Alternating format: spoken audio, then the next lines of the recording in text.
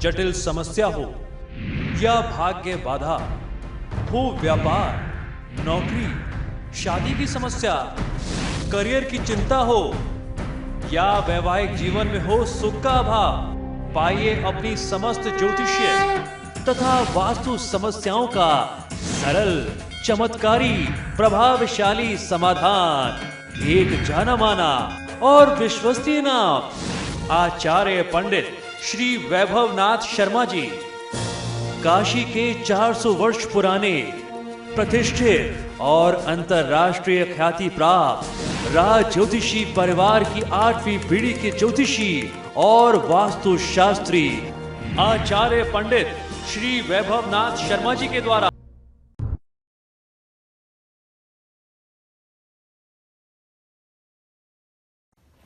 नमस्कार मित्रों, मैं हूं वैभवनाथ शर्मा और आप देख रहे हैं मेरा YouTube चैनल वैभवन। मित्रों, मेरे इस चैनल के माध्यम से चमत्कारी टोटकों और उपायों के साथ साथ ग्रहों के जो समय समय पर परिवर्तन होते हैं, महत्वपूर्ण जो गोचर होते हैं, वो भी उनकी जानकारी भी आपको प्राप्त होती रहती है और समय से पहले आप ये भी जानकारी कर सकते हैं कि किस प्रकार पूजा पाठ करके या किस प्रकार नियम और संयम करके इन ग्रहों के अशुभ प्रभावों, दुष्प्रभावों से आप स्वयं को और अपने परिवार के लोगों को बचा सकते हैं। इसी क्रम में मैं आज आपको जानकारी देने जा रहा हूं कि आगामी 18 अगस्त को राहु केतु का एक बहुत महत्वपूर्ण जो है परिवर्तन होने जा रहा है। उसका आपकी राशि पर, आपके जीवन पर क्या प्रभाव होगा और उससे बचने के लिए आपको क्या उपाय करना चाहिए, इस विषय में हम लोग चर्चा करेंगे। तो प्रत्येक 18 महीने में कार्मिक ग्रह राहु और केतु एक राशि से दूसरी राशि में गोचर करते हैं। वर्ष 2017 में 18 अगस्त 2017 को राहु कर्क राशि में प्रवेश करेगा तथा केतु मकर राशि में प्रवेश करने वाला है। 8 मार्च 2019 तक यह ग्रह दोनों क्रमशः अपनी अपनी राशियों में रहेंगे।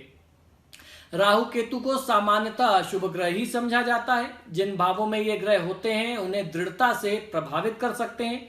यद्यपि इन ग्रहों का अन्य ग्रहों की तरह भौतिक अस्तित्व नहीं है, तथापि यह शक्तिशाली ग्रह आपके पूर्व जन्म के कर्मों के सूचक हैं तथा वर्तमान जीवन में आप उन पूर्वकृत कर्मों को किस रूप में भोगेंगे, इसकी सूचना भी राहु केतु आपकी कुंडली के माध्यम से देते हैं। राहु सांसारिक सुखों, धन और विलासिता जैसे भौतिक लाभों को प्राप्त करने के लिए अच्छी रुचि प्रदान करता है, जबकि केतु एक शक्तिशाली आध्यात्मिक झुकाव पैदा करता है और किसी भी व्यक्ति को आत्मज्ञान के मार्ग पर चलने के लिए प्रेरित कर सकता है। तो इस वजह से ये जो ट्रांजिट है, जो इनका ये राशि परिवर्तन है, ये हर व्यक्ति के लिए बहुत महत्वपूर्ण हो जाता है आपकी राशि के अनुसार। तो आइए जानते हैं कि राहु केतु का यह गोचर जो है वो आपके लिए क्या महत्व रखता है। 18 अगस्त को राहु चंद्रमा की कर्क राशि में गोचर करेगा, जबकि केतु शनि की मकर राशि में रहने वाला है। इस अवधि में राहु अश्लेषा, पुष्य और पुनर्वसु नक्षत्रों में तथा केतु धनिष्ठा, श्रवण और उत्तराषाढ़ा नक्षत्रों में गोचर करेगा।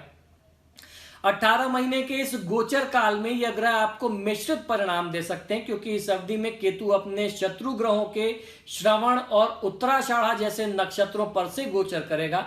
इन नक्षत्रों के स्वामी क्रमशः चंद्रमा और सूर्य हैं। वहीं दूसरी ओर राहु अपने मित्र ग्रहों के अश्लेषा और पुष्य जैसे नक्षत्रों पर से गोचर करने वाला है। इन नक्षत्रों के स्वामी क्रमशः बुध और शनि हैं। कुल मिलाकर के ये गोचर समृद्धि, आध्यात्मिक विकास और भौतिक सुख सुविधाओं में वृद्धि करने वाला तथा कार्यक्षेत्र में नए अवसर को प्रदान करने में आपकी मदद, आपकी सहायता कर सकता है। वहीं दूसरी ओर सांसारिक सुखों और काल्पनिक विचारों में अधिक लिप्त रहना आपको अति आत्मविश्वासी बना सकता है, जिसकी वजह से आपको कुछ मुश्किलें भी जीवन में आ सकती हैं। तो आइए राहु केतु के बारे में कुछ महत्वपूर्ण तथ्य भी समझ लेते हैं।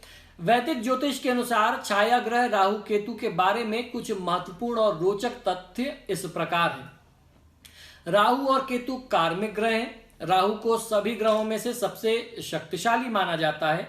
राहु का संबंध सांसारिक इच्छाओं, विदेशी भूमि तथा विदेश से है। राहु तेज, अहंकार, कठोर भाषण और प्रतिकूलता से भी संबंधित है। राहु को वृषभ, कर्क तथा धनु राशि में शक्तिशाली समझा जाता है। केतु आध्यात्मिकता, मोक्ष और दैवीय ज्ञान से संबंधित है। केतु दिलचस्प प्रकृति, गूढ़ विज्ञान में रुचि तथा उत्तम मानसिक क्षमता प्रदान करता है। केतु अलगाव, अकेलापन तथा पलायनवादी प्रवृत्ति देता है। केतु में मंगल के गुण होते हैं। जन्म कुंडली में केतु की शक्तिशाली स्थिति दूसरों के प्रति करुणा और सहानुभूति देती है। केतु को वृश्चिक, मिथुन और धनु राशि में बहुत ही शक्तिशाली समझा जाता है। राहु को पौराणिक कथाओं में बिना शरीर के सिर्फ सिर वाला राक्षस बताया गया है। राहु यज्ञ में भाग लेने से आपकी जन्म कुंडली में राहु की स्थिति के द्वारा उत्पन्न पीड़ाएं समाप्त हो सकती हैं और भौतिकवादी जीवन के साथ साथ उपनगरीय तरीके से पागल होने से खुद को नियंत्रित कर सकती हैं तथा भौतिकवादी जीवन के साथ आपकी संलिप्तता में भी कमी आएगी। केतु को पौराणिक कथाओं में बिना सिर वाला राक्षस बताया गया। केतु यज्ञ में भाग लेने से आपकी जन्म कुंडली में केतु की स्थिति के द्वारा उत्पन्न पीड़ाएं समाप्त हो सकती हैं तथा जीवन में प्रगति न होने के डर से आपको छुटकारा मिल सकता है। तो अगर आपकी कुंडली में जन्म के समय से ही राहु केतु के अशुभ योग बन रहे हैं तो इस दौरान राहु और केतु का शांति यज्ञ आप अपने घर में अपने आचार्यों के माध्यम से करवा सकते हैं। अगर आपके अपने कोई आचार्य नहीं है तो आप हमारी संस्था से, हमारी टीम से संपर्क कर सकते हैं। नीचे नंबर दिए गए, उसकी शांति में अगर आप सम्मिलित होते हैं या उसकी शांति दूर बैठ के भी आप करा लेते हैं तो इन आने वाले 18 महीनों में पूरे 1.5 साल जो है आपको किसी भी प्रकार का कष्ट नहीं भोगना होगा और जीवन आपका सुखद बना रहेगा। भगवान शिव से संबंधित अगर आप कोई विशेष अनुष्ठान कराते हैं तो राहु केतु के दोषों में भी बहुत अच्छा लाभ मिलता है। जी हाँ, राहु केतु के गोचरीय दिवस पर भगवान शिव से संबंधित व्यक्तिगत यज्ञ अनुष्ठान कराने से राहु केतु के पाप प्रभावों का शमन होता है, क्योंकि भगवान शिव को सर्पों का हार पहने हुए देखा जा सकता है। त्रिमूर्ति में से एक विनाश के देव भगवान शिव, जो कि शनि ग्रह के प्रधान देव माने गए हैं, केतु के नकारात्मक प्रभावों को कम कर सकते हैं। तो राहु केतु के जो अशुभ प्रभाव हैं उनको नियंत्रित करने के लिए भी महादेव शिव की पूजा होती है। तो इस प्रकार की पूजा आराधना से आप राहु केतु के दोषों से मुक्ति पा सकते हैं। अब हम लोग बात करेंगे कि राशि के अनुसार आपके लिए राहु और केतु का प्रभाव आपकी राशि के अनुसार क्या होने वाला है। बहुत ध्यान से सुनिए। तो मित्रों, हम लोग बात करेंगे मीन राशि की। मीन राशि के बारे में हम लोग चर्चा करेंगे कि राहु केतु का ये जो गोचर होने जा रहा है वो आपके जीवन में क्या प्रभाव लेकर के आएगा आगामी 18 महीनों तक। तो इस अवधि में राहु आपकी चंद्र राशि से पंचम भाव में गोचर करेगा। आपके अंतर्ज्ञान की शक्ति में वृद्धि होगी, आप अपनी बुद्धिमत्ता का प्रदर्शन करने की स्थिति में रहेंगे और आप अधिक अंतर्ज्ञान शक्ति का विकास कर सकेंगे। आपकी सोच अधिक रचनात्मक बनेगी और ऐसी सोच आपको बुलंदियों पर पहुंचने में मदद करेगी। आपका दृष्टिकोण अनोखा रहेगा और आप एक अलग व्यक्ति के रूप में स्वयं को प्रस्तुत कर पाएंगे। दूसरी तरफ आप अपनी संतान के विकास के बारे में चिंतित होंगे। इस अवधि में आपकी प्रवृत्ति आक्रामक हो सकती है, जिसकी वजह से जीवन साथी के साथ आपके संबंध खराब हो सकते हैं। इस अवधि में सट्टेबाजी से लाभ कमाने का प्रलोभन आपके मन में आ सकता है, इसलिए आपको इससे बचना चाहिए, सतर्क रहना चाहिए। आप अनावश्यक रूप से निराश रहेंगे। इससे बचने के लिए प्रार्थना का सहारा लेना आपके लिए लाभदायी सिद्ध होगा। अब बात करते हैं कि मीन राशि पर केतु का प्रभाव कैसा रहने वाला है। तो इस अवधि में केतु आपकी चंद्र राशि से एकादश यानी 11वें भाव में गोचर करेगा। आप आध्यात्मिक मामलों में शामिल होकर के लाभ प्राप्त करेंगे और इसलिए आपको राहत भी मिलेगी। जीवन साथी, प्रियजनों के प्रति आपका व्यवहार अधिक सौहार्दपूर्ण रहेगा। पुस्तकों से अधिक अध्ययन द्वारा आप ज्यादा कुशल बनेंगे और आपकी बुद्धिमत्ता का विकास भी होगा। आप अपनी वाणी से का बेहतर प्रयोग कर पाएंगे और इसके द्वारा आप चमत्कार करने में भी सक्षम होंगे। यानी आपकी जो वाक्पटुता होगी, लोगों को जो कन्विंस करने का टैलेंट होगा इस दौरान, तो आप बिगड़े कामों को भी अपने बात करने के तरीके से बना करके लोगों को चमत्कार दिखा सकते हैं। दूसरी ओर आप अधिक धन संचय करने में सक्षम नहीं हो पाएंगे। सांसारिक विषयों में आपका अधिक रुझान नहीं होगा। इस गोचर के दौरान आप जो कुछ भी प्राप्त करेंगे उससे आपको सीमित संतुष्टि प्राप्त होगी।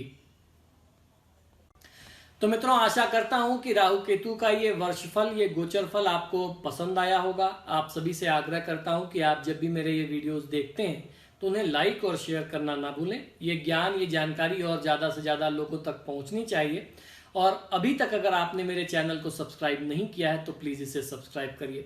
इसी शुभकामनाओं के साथ कि महादेव आपका कल्याण करें और राहु केतु का कोई भी अशुभ प्रभाव आपके जीवन में कोई भी कष्ट, कोई भी कठिनाई ना उत्पन्न करे। मुझे आज्ञा दीजिए और देखते रहिए मेरा YouTube चैनल। हमारी आपकी पुनः इसी जगह मुलाकात होगी। नमस्कार। हर हर महादेव।